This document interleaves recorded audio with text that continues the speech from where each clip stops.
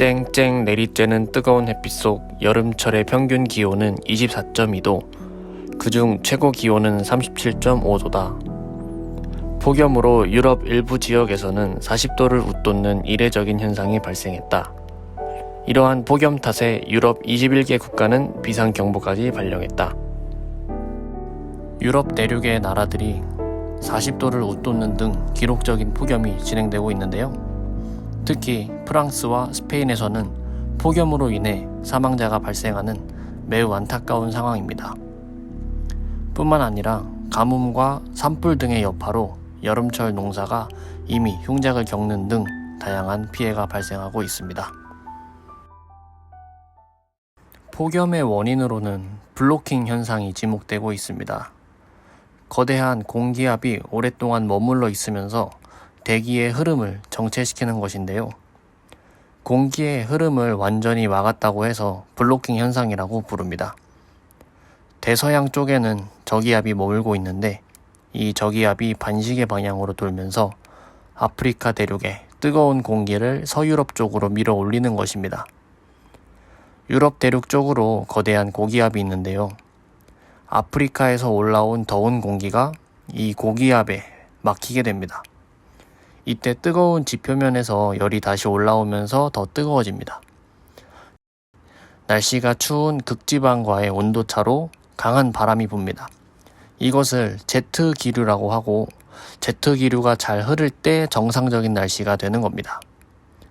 지구 온난화가 심해지면서 북극의 기온이 높아지고 제트 기류의 힘이 약해지면서 결국 뜨거운 공기층을 밀어낼 힘이 부족해지게 됩니다. 그렇게 되면 유럽 대륙이 블로킹 고기압에 갇히게 됩니다. 그래서 유럽이 지금처럼 기록적인 폭염을 맞이하게 된 것입니다. 기후변화로 인해 정말 다양한 현상들이 일어나고 있는데요.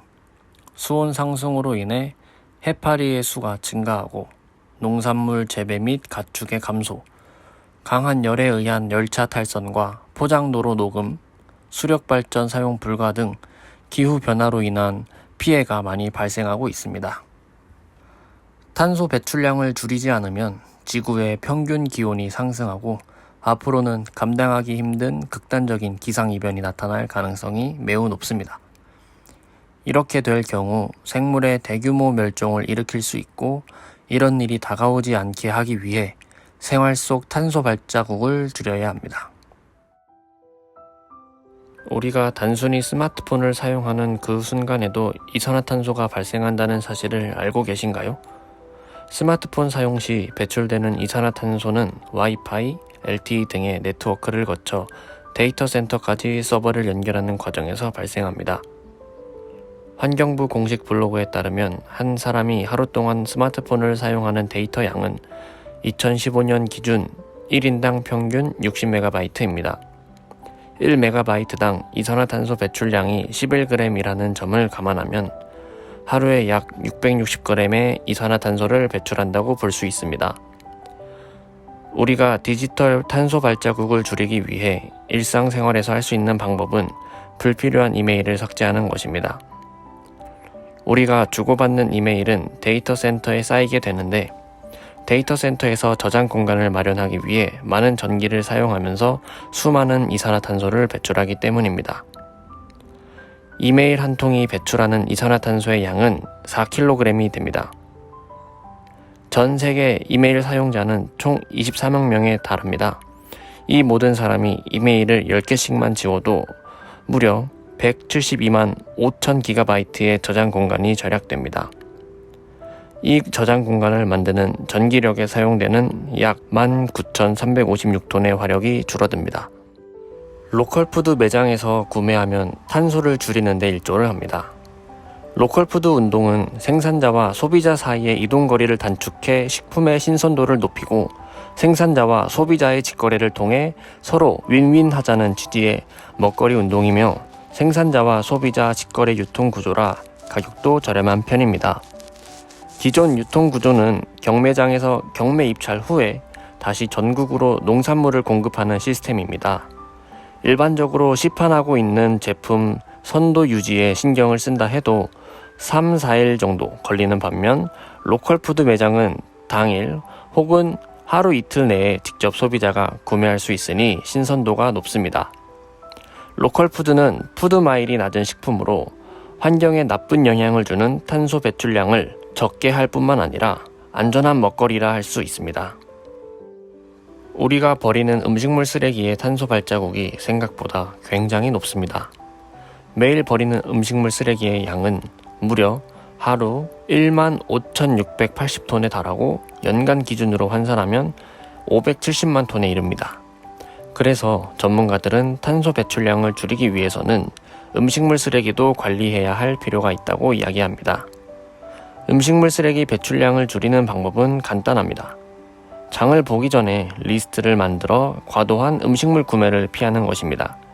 남은 음식을 활용할 수 있다면 현명하게 활용해 보는 것도 좋습니다. 냉장고에 남은 식재료로 카레나 야채 볶음을 만들고 과일은 상하기 전에 갈아서 주스로 만들어 먹는 것도 좋습니다. 자동차에 불필요한 짐을 실지 않는다면 연간 56kg의 이산화탄소를 줄일 수 있다는 사실 알고 계셨나요? 자동차에 짐을 가득 싣고 다니는 건 자동차 연비와 환경에 모두 좋지 않다고 합니다. 교통안전공단에 따르면 중형 자동차의 운전자 외 65kg의 탑승자 2명이 더 타면 연비가 4%, 4명이 더 탈 경우에 연비가 8%까지 떨어진다고 합니다. 짐도 마찬가지로 평소 약 32.5kg을 싣고 다닌다면 연비가 1%가 감소하게 된다고 합니다.